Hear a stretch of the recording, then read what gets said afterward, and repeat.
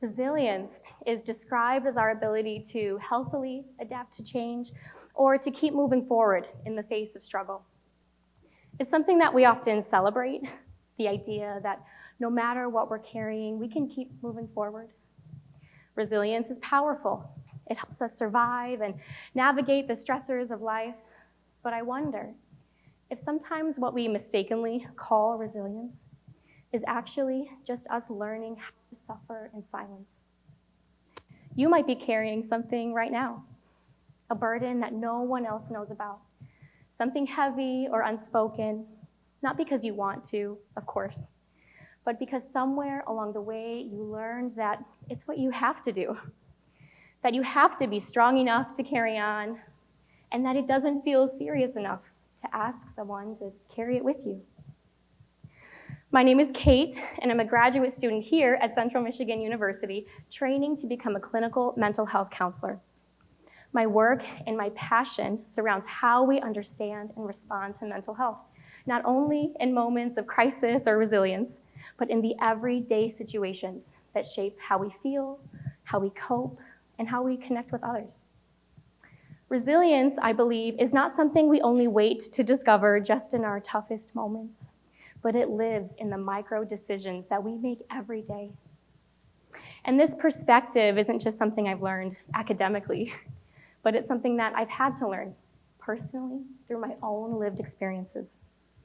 I'm trained in this work, but I'm also human in it. I notice patterns over time, not just in my own life, but within the communities that I'm a part of.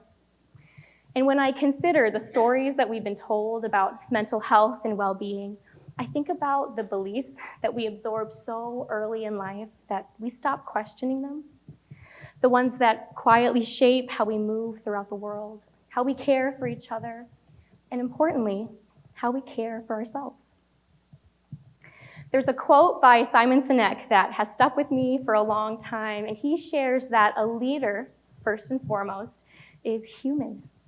And only when we have the strength to show our vulnerability can we truly lead. And while this quote is often used in the context of leadership or organizations, I've been drawn to something much deeper within it, that at the core of everything we do, before any role or responsibility that we carry, we are first human.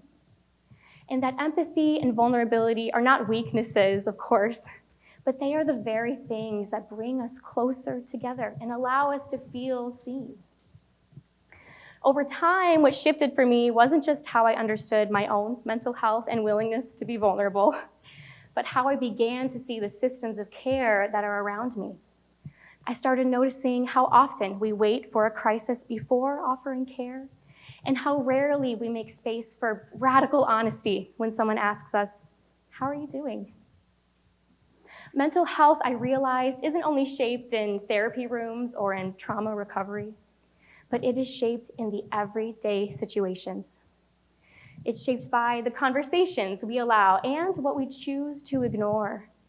Think about when exhaustion is praised as dedication, for example, but resting is treated like laziness. What does that teach our community about whose well-being really matters?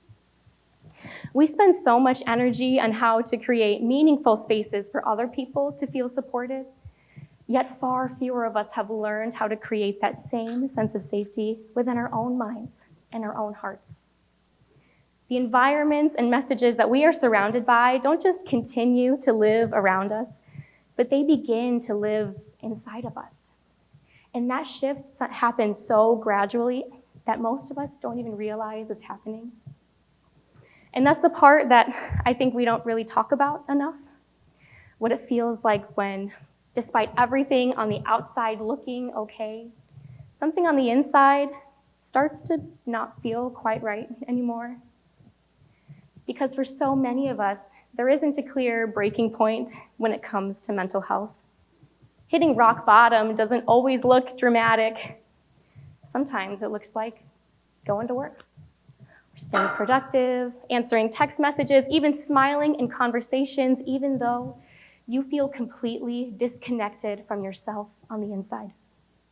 It might look like telling yourself that you're just tired or stressed from extra commitments.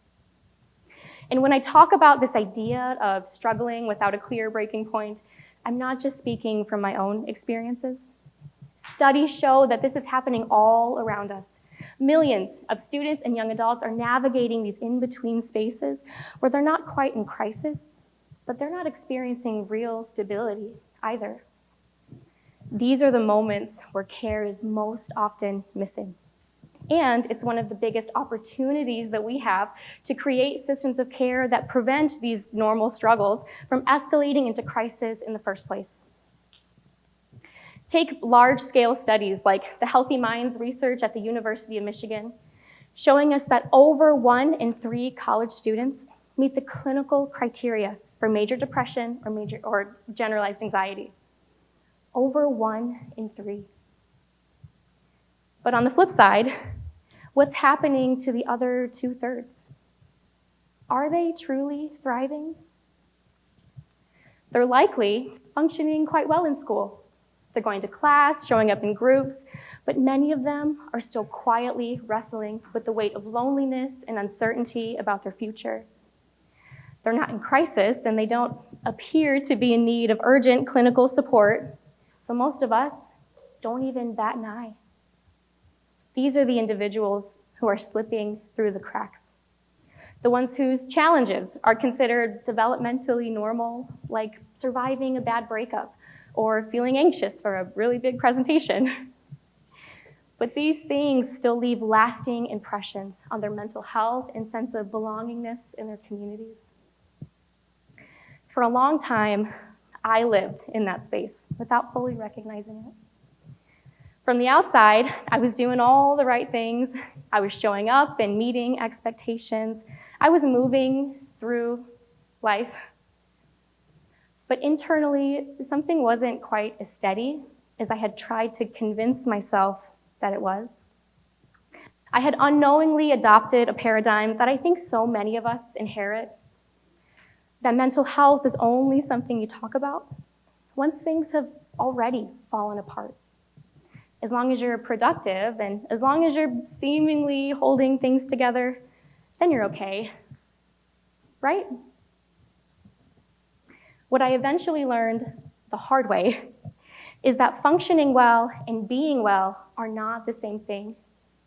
You can meet the expectations of life, but still be carrying more than anyone else can see. You can look happy on the outside, but on the inside, it feels like the uphills are mountains and the downhills are cliffs, and the hardest part for me is that this didn't all happen at once. For me, this realization unfolded very slowly until one moment made it impossible for me to continue to ignore. About 5 years ago, I reached that breaking point. I needed more support than I had initially allowed myself to ask for. I thought I was being resilient by not asking for help, but I actually fell very hard into a deep depression. And now we've all experienced seasons of sadness before. I believe that feeling sad is typically a part of the human condition. We can't avoid it. But this experience for me was deeply clinical. I was unhealthy. I wasn't the best version of myself by far. I wasn't a great student or a great friend at the time. On one challenging evening, alone in my home, I had a realization that hit me like a wave, a realization that I didn't feel safe being alone anymore. And this was new for me because I had always been someone who just pushed right through the struggles. But the isolation and shame and loneliness that I was experiencing began to completely overflow. I got in my car that evening and I took a drive with no destination in mind and eventually pulled into a random parking lot, and I just sat there trying to build the courage to do something that I had never allowed myself to do before. I wanted to call for help. I picked up my phone and I dialed the National Suicide Hotline. And when I did, an automated voice appeared and stated that I was being connected to a local crisis center volunteer And then I waited, and I waited. And for the next 12 minutes, I sat alone in my car listening to elevator music while on hold with the National Suicide Hotline because nobody answered my call. After 12 minutes, I hung up the phone and I sat in my car silently as I drove myself to an emergency room. The story that I told myself at the time was, how ironic. Not even the suicide hotline was willing to give me the time of day.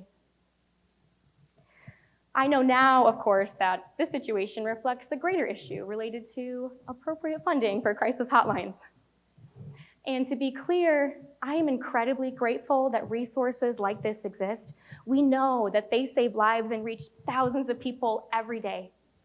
In fact, over 10 million people have reached out to the 988 Lifeline since its launch in 2022. But sitting in those moments shifted the way that I view mental health care. And what struck me wasn't that no one was available to answer my call. It was that the system I turned to was designed to meet me at my breaking point, but not before it. What I learned from that night and the weeks and months of recovery that followed is that our capacity to endure pain is so incredible, but it is also very fragile. In the aftermath of that experience and the short hospitalization that followed for me, wasn't just a lesson on survival, but it was a lesson on perspective. That meaningful change doesn't have to wait for a breakdown. In fact, it shouldn't. It starts when we honor all the small battles, talking about unspoken burdens that we're carrying. And not just calling it resilient, but knowing that it's a signal to take action and lighten the load. We all know the phrase that you can't pour from an empty cup, but I had to ask myself, why did I wait until my cup was completely empty, until I decided to fill it back up again? And while that moment felt deeply personal to me, I know that it reflects something much larger. Crisis care is imperative, but another kind of care that really fills our cup is the small, incremental moments of vulnerability, of self-care, connecting with the community, like being honest with a friend about how you're really doing when they ask you, how are you? These little droplets of intentionality is preventative care, work that we can do to ensure that we are rarely at risk of reaching a mental health crisis in the first place. Somewhere along the way, we learned that you have to be unwell enough to deserve care, or that you have to reach a certain level of struggle before you're allowed to ask for support. We've learned to individually push through the struggles quietly, but it's actually a part of a bigger pattern in our communities. COVID-19, for example, isn't the only public health emergency that our society is wrestling with this decade. Our Surgeon General has identified that loneliness and isolation is a growing epidemic in our country, one that is often unseen. His advisory warns that nearly half of US adults report measurable levels of loneliness. Even after COVID-19 restrictions were lifted, these reports of loneliness remain elevated. For many, feeling isolated didn't end when the pandemic did. Our Surgeon General shares that the mortality impact of being socially disconnected from a community is similar to that caused by smoking 15 cigarettes a day. 15. At the core of our well-being is something much simpler than we often make it. It is rooted in connection and community. This is the preventative care that we need, and it's not clinical work. And yet so many of us are living our lives without enough of it. And this is where the shift becomes much bigger than just one person's story. What I've come to understand both in my personal experiences and the work that I do today as a counseling student is that the real paradigm shift begins when we fully understand that we cannot be at our lowest point to seek support, We don't wait for our bodies to completely break down before taking care of our physical health. We go to the gym. We stretch in the morning. We go to sleep when we're tired, hopefully. And this shift matters not only on an individual level, but on a collective and community one as well. This isn't just my experience. This is what we're seeing across communities. The environments we create send powerful messages about who is allowed to struggle and who is expected to endure that struggle silently. When those messages change, people don't have to wait until they're falling apart in order to feel seen. And we are not all on even playing fields here. Changing these misconceptions also means cultivating equitable access to mental health care, because meaningful support shouldn't depend on the privileges that you're afforded. For me, this is an ongoing practice, demonstrated not in big or dramatic moments, but in the quiet, everyday decisions to stay connected. When we choose to value well-being over the pressure to be perfect, we begin to notice the small, everyday moments where filling our cup actually matters. When we give ourselves permission to rest, we create spaces that encourage other people to do the same. And when we learn on a comprehensive level that mental health lives in the ordinary, everyday moments, not just during the crises, we build communities where compassion and connection are not reserved just for breaking points, but they are an integrated piece of every day in between. And that's where mental health care begins. Thank you.